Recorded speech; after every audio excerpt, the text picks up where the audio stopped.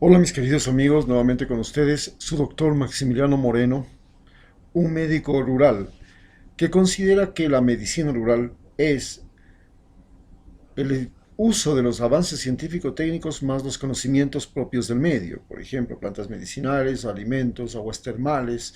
el clima, la altura, como recursos terapéuticos, también los saberes ancestrales, por supuesto. Hoy les voy a hablar de lo que es la gran lucha por la salud, que no solamente sucede en Ecuador, sino que está sucediendo en todo el mundo. Esta gran lucha por la salud y este análisis parte de dos hechos trascendentes en mi vida. La primera, la semana pasada vi el entierro de los manifestantes asesinados por la fuerza pública. Hoy he enterrado a mi hermana asesinada por el cáncer.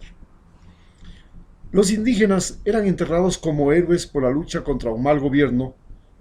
y mi hermana como víctima de un mal que azota a la especie humana y es la primera causa de muerte, pero además del negocio de la medicina y de la salud como tercera causa de muerte en el planeta. Por supuesto, los indígenas se convirtieron en héroes luchando contra el decreto presidencial y mi hermana, que luchó con su cuerpo, su alma y todos sus recursos económicos contra una enfermedad, hoy es la víctima de un negocio convertido en mala práctica médica. El cáncer, que es la primera causa de muerte en la Tierra, y fundamentalmente es culpable la industria química, los pesticidas, la contaminación ambiental y el modo de vida, se ha convertido en el negocio más rentable. A pesar, por supuesto, es el modo de vida y el negocio de la salud y de los medicamentos, de las prótesis, de las prácticas quirúrgicas, de las radiaciones, son ahora un sinfín de actividades denominadas mala práctica médica y la tercera causa de muerte en el mundo. Como médico que lucho contra el dolor, las enfermedades y la muerte, y he sido médico rural,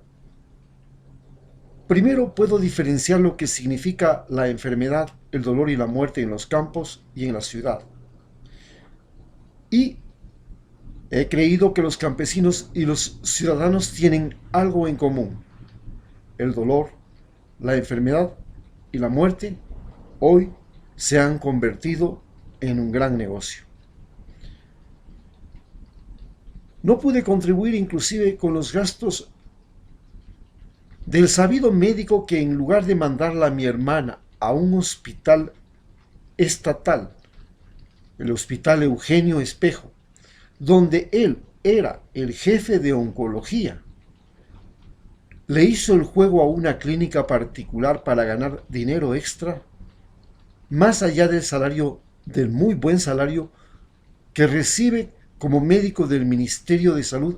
en esa institución, que es además uno de los mejores hospitales del cáncer para toda América Latina. Y se aprovechó de mi hermana, su paciente, por un año. En los campos de la muerte y en los campos, la muerte es lo que dice Cristo en la Biblia, en que todos volvemos a ser tierra luego de vivir. Y la tierra es la madre de todos los seres humanos, animales y plantas que están en contacto directo con la atmósfera. Morir es volver a ser vida como gusano que se come al muerto o planta que florece, cuando sus raíces se abastecen del cadáver. En tanto en el mar, que es el nicho de todos aquellos seres que habitan en la mayor parte del planeta, morir es volver a ser vida en el agua. Es que el que la vida salga del mar a la tierra ya fue una gran escala en el avance de la biodiversidad en el planeta, y todavía más que la vida de la Tierra pueda circular por la atmósfera y por el aire, como los insectos y las aves, fue un milagro aún más complicado. Pero lo que sucede en las urbes es que las personas, como mi abuela, mi padre, mi madre, mi hermano mayor y ahora mi hermana inmediatamente menor, fueron enterradas en una cripta donde el cemento, que es el material de construcción de las paredes más duro, y que originó la explosión de las urbes, de las megaconstrucciones humanas, y que pretende ser la cobertura de los llamados ciudadanos, algo que impide el renacer a otra vida, el ser devorado por algún gusano, un animal carroñero o las raíces de una planta, y convierte a la muerte en una reseca historia sin tiempo que habita en la memoria, en fotografías, en cartas, en videos, con o sin propietarios, y en el terreno del deudor eterno de un camposanto privado en las ciudades, donde el muerto reside mientras pague pensión. Aún en los campos, los cementerios son el refugio de la memoria de sus familiares, y por aquel refugio no pagan nada en esos cementerios situados frente al mismo océano Pacífico o en las altas montañas. La cripta en sí significa que el ser humano puede existir más allá de su descomposición natural, que será recordado por generaciones. Esa cripta será la creación de memoria, de recuerdos para generaciones posteriores, y nos recuerda que lo más valioso que tiene los seres humanos es su memoria. Su memoria, ahora llamada lenguaje, su memoria escrita o lenguaje escrito, su memoria imaginativa o llamada invención, su memoria social llamada cultura, y ahora se ha convertido en memoria virtual o memoria en un espacio en que no existe un lugar, sino una red de comunicación entre humanos. Y además, también tenemos hoy la memoria genética manipulable, que antes era imposible. Pero los seres humanos enterrados en los campos, que antes eran simplemente enterrados en sus huecos en la tierra, acompañado de las cosas que ellos consideraban útiles o valiosas, ya no existen. Hoy incluso en las tumbas indígenas precolombinas ya no es posible encontrar joyas de oro. El oro se convirtió en algo más importante que el muerto. Todo lo que el muerto tuvo queda para nadie. Nadie. Ahora somos todos. Todos los seres humanos podemos seguir viviendo sin la compañía de aquellos que murieron, y esos que pueden seguir viviendo sin la compañía de los que murieron simplemente se llaman nadie. Hoy el muerto no puede llevarse los inventos humanos que le sirvieron al difunto para comer, para tener estatus social, para demostrar su espíritu guerrero, sus conocimientos como chamán, artista, agricultor, mujer, joven, viejo, niño. Pero en los campos aún existe la conciencia clara de que la vida es un compartir. Es cuando alguien muere que tiene que compartir su carne con los animales, con los gusanos, las plantas, con las raíces, con la humedad, con el calor, con la tierra en la que se abrigan las semillas y se nutren. La vida en los campos es un paso de la autonomía dentro de un compartir el planeta a la muerte, que es la conjugación con lo que es el planeta Tierra, el gran nido de todas las formas de renacer. En los cementerios de las ciudades, que son un negocio, los restos del muerto pueden estar en él mientras sus familiares vivos paguen, pero no pueden evitar que los cadáveres sean víctimas de los gusanos o bacterias, o que el muerto que no fue formalizado, o incluso de las mismas enzimas o materias en descomposición emergente del propio cuerpo. Por ahora, los humanos estudian la forma de ser perennes, y si eso es posible, ya está en sus manos, porque ya estamos viendo la posibilidad de ser eternos, viviendo en el espacio sideral, donde un día se convierte en 500 años de vivir en la Tierra. El ser humano, que en las ciudades es más proclive a rendir culto a los dioses con formas humanas como Cristo, en el caso de Ecuador, cultos que en realidad son ceremonias para convertir la vanidad y la ignorancia en credo, en una forma de seguridad a partir de creer que somos lo máximo de la creación. Pero los humanos ahora confrontan la posibilidad, y con algunas pruebas, de que no son la única forma de vida inteligente y que incluso pueden crear formas inteligentes vivas o no vivas como las máquinas y robots, y formas intermedias como los androides, que son mitad vida y mitad máquina. Y ve con gran preocupación cómo las máquinas pueden ser mucho más inteligentes, capaces, eficientes que los seres humanos. Ya dispone de máquinas que pueden hacer el trabajo de miles de humanos, incluso dentro y fuera del planeta, y otras que pueden pensar mejor que millones de humanos. En el cementerio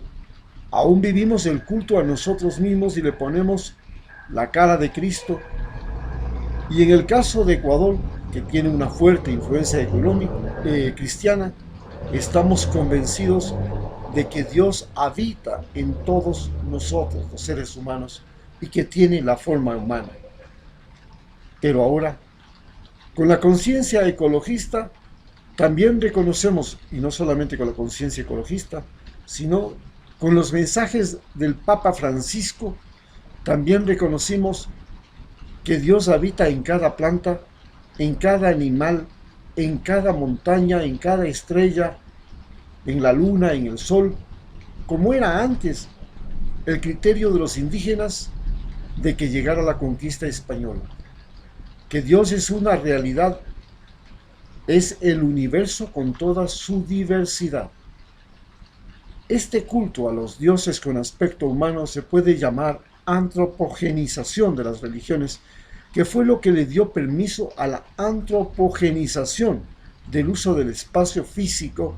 es decir, al poder del ser humano de decidir lo que puede y lo que debe existir en la Tierra. Los países son parte de esta antropogenización del espacio físico, que se traduce en el mal uso del espacio decidida por gobiernos, con la posibilidad de destruir todo cuanto exista en otro país o incluso en todo el planeta con sus armas. Hoy la religión, la ciencia, la tecnología permiten a unos pocos seres humanos decidir la suerte y muerte de todo lo que existe en la Tierra. Estos seres humanos tienen ese poder mediante los llamados gobiernos, y los gobiernos son formas como un grupo de llamados políticos, militares, multibillonarios, científicos, inventores, que por lo general se concentran en países de mayor desarrollo y con armas nucleares, pueden convertirse en algo más poderoso que los dioses creados por todas las religiones humanas. Entonces es cuando los seres humanos pierden el derecho de decidir, de morir y ser enterrados en la tierra que trabajaron toda la vida, o de ser parte de la comida de los peces que por años él pescó. Es cuando ese ser humano, que no quiere compartir su carne con otro ser vivo y tiene incluso la opción de ser quemado, y así ni los gusanos pueden vivir de sus entrañas. Este fenómeno en que el ser humano se declara el juez y asume el derecho a decidir sobre la vida y la muerte en un lugar, pasó a llamarse humanización, y es el poder de un ser humano para decidir lo que pasa en el país en el que nació convertir a su país en una superpotencia y decidir lo que tienen que hacer otros países y otros gobiernos, y así decidir la existencia de todos los humanos, plantas, animales e incluso los minerales que hayan en el territorio de su interés. Ese poder entregado mediante las armas, los inventos, los descubrimientos y el uso que se le da esconden lo que se llama democracia del voto, elecciones, golpes de Estado, guerras de todo tipo, desde guerras mediáticas, diplomáticas, económicas, de abastecimiento, de odio racial, guerras religiosas, guerras de identidad sexual, guerras generacionales en que los viejos quieren eliminar a los niños para no compartir con ellos, lo que, por ejemplo, motivó el éxodo judío de Egipto o la persecución romana a los judíos cuando nació Cristo. Finalmente, luego de toda la ceremonia del entierro, de los cantos, las oraciones, de la emotividad, de las lágrimas, nos queda algo claro, que el egoísmo, el egocentrismo del ser humano se ha convertido en una amenaza para todo el planeta. Hay seres humanos que llegan a tener el poder de potencias nucleares que pueden decidir la vida y muerte de todo lo que hay en la Tierra. Este culto a nosotros, este egoísmo para compartir, esta acumulación creyente de lo que es capaz y disponible bajo su mano, piensan que le garantiza la longevidad, la salud, la paz. Este no entender que la paz, al igual que la guerra, las religiones, los idiomas, la economía, las máquinas, son inventos humanos. Este pensar que lo que pasa entre humanos es menos importante que el clima, que la diversidad en el planeta, tanto de especies, de personas, de ideas, de credos, de formas de ver la realidad, nos amenaza y nos separa y nos convierte en enemigos. Solo que antes los enemigos solo tenían espadas, ahora tienen computadoras, rifles de asalto, celulares, internet, conocimientos y la capacidad de matar a una persona, a una civilización, a una cultura, a lo que vive en su propiedad, a lo que considera malo, peligroso, injusto. Los ofuscados que nos gobiernan, los fanáticos, nos tragan los violentos nos mandan, los codiciosos se convierten en pobres eternos y nos manipulan, los avaros se convierten en economistas, los contadores en gerentes y nos exigen, los malos se convierten en soldados, los policías en amenaza, los cobardes se convierten en multitud, los poderosos y ricos en miseria global, en peligro global, y creen que pueden privatizar algo a los demás, al otro lado del vidrio, al otro lado de su automóvil, tras la ventana de su casa, de su oficina, de su televisión, de su computadora. Al final, en el cementerio, todos creemos que hay una vida más allá, y lo que es indudable es que cuando te entierran y la tierra te abriga o se enfría el muerto en una cripta, cada ser humano se convierte en alimento de otra forma de vida, y lo mágico y lo extraordinario de la sociedad humana es que cada ser humano y cada generación más que la anterior se vuelven eternos, no solo por sus fotos, videos, grabaciones, escritos o por lo que recuerdan, sino porque dejan y lo que dejan a otros seres humanos. En realidad, la muerte en nuestro siglo es un paso a una dimensión aún desconocida, donde la perpetuidad es una posibilidad, aunque no sea como organismo vivo. Es pasar a habitar un tiempo que está más allá del bien y del mal en el que ahora vivimos. Cuando habitas, el bien se convierte en amor, razón, inspiración, voluntad, memoria o algo más. Cuando habita el mal, se convierte también en memoria, pero además en rechazo, advertencia, peligro, desprecio. Y cuando están más allá del bien y del mal, se convierten simplemente en conocimiento. La cripta ha sido sellada. Los más dolidos por la ausencia tienen que enfrentarse a otra vida. Los menos dolidos a la misma vida. Al final, todo es impredecible, y lo impredecible es lo que alimenta la fe, la esperanza, la imaginación, la inventiva, la magia. Es un ser extraordinario en el planeta. Finalmente, es un ser humano. Muchas gracias.